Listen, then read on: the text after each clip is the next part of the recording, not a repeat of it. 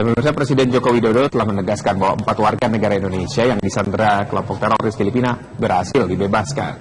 Ya, untuk mengetahui bagaimana proses pembebasan 4 sandera warga negara Indonesia, kita akan berdialog dengan wartawan Filipina, Eli Dumabok. Ini merupakan wartawan lokal Filipina, Net25. Halo, Eli. Yes, good evening, Indonesian. The remaining 4 Indonesian hostage is now at the Sulu Trauma Hospital here in the southern Philippines. Eli, After the Abu Sayyaf bandits under Abu Sayyaf. Yes. Can you hear me? Yeah, Eli, we've heard that 4 Indonesian hostages has been released. Yeah, hello. Exactly when is the time exactly they've been released, today or yesterday? Can you tell us how the process for the release of 4 Indonesian hostages?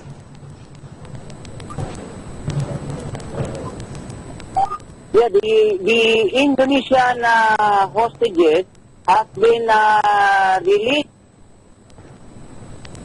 last night at around 10:20 evening in the vicinidad of Barangay Silangkan in Danan Town in the province of Sulu. Accordingly, we have received reports from the ground that the said kidnap victims, then their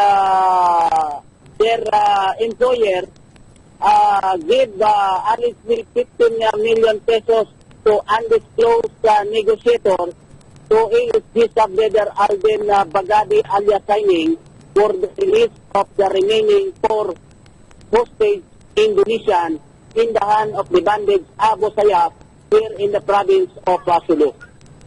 Well, Now they are at the yes. yeah, are you trying to say that the release of the 4 hostages is conducted by paying the ransom to the Abu Sayyaf group? Yeah, Alex Lee, the employer of this 4 remaining hostages from tugboat Henry, Alex Lee paid 50 million pesos to undisclosed negotiators, but the police and military did not confirm the said money or ransom money to the that paid by a certain employer that paid to Abu Sayyaf for the safe release of these 4 remaining hostage Indonesian national. Yeah. Is there any Indonesian government or Philippine government involved in this release of the 4 hostages? The Philippine government did not release any press release or any statement, but the provincial government in Sulu confirmed the release of these 4 remaining hostages. And police and military were also validate this time for the said release and verify if the employer of this 4 remaining hostages were paid 50 million pesos to Abu Sayyaf for their safe release. Do you have the information when will Then, yes, do you have the information when will 4 of the hostages will be sent back to Indonesia?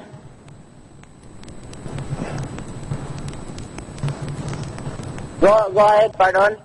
Yeah, do you have any information, any confirmed information when will the 4 hostages Indonesian will be sent to Indonesia?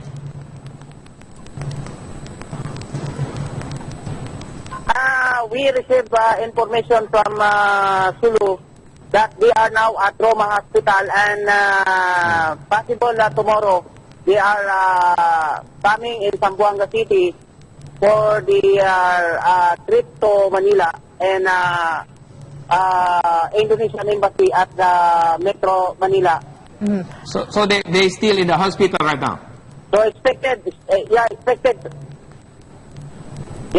tomorrow they'll arrive here in Zamboanga City and for their trip via commercial flight, then proceed to Indonesian Embassy in Metro Manila.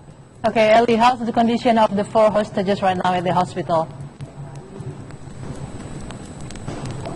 Yeah, the 4 hostages is in good condition, but they are under medical treatment for their safe and good health before they are leaving sa Sulu and leaving Zamboanga to in the Indonesian embassy in Manila before they go home and their homeland in Indonesian